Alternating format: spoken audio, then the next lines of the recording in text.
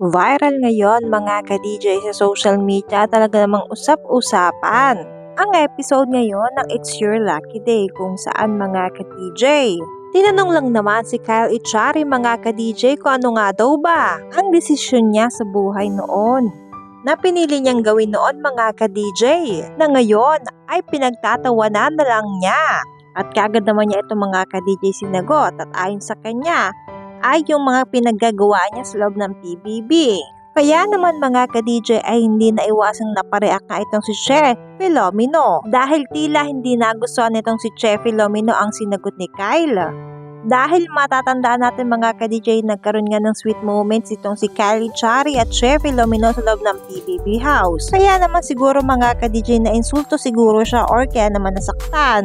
Kasi nga ang word na ginamit ay pinagtatawanan na lang daw ngayon.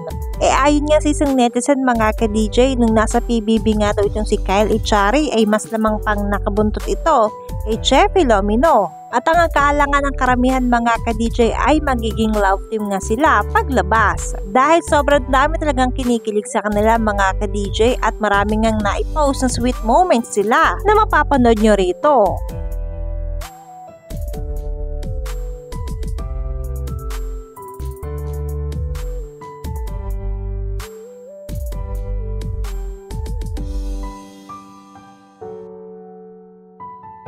Kayo mga ka-DJ, anong masasabi nyo kay Kyle Echari at kay Che Filomeno? Sa tingin nyo mga ka-DJ, tama nga lang ba yung ginawa ni Che Filomeno na mag-react siya?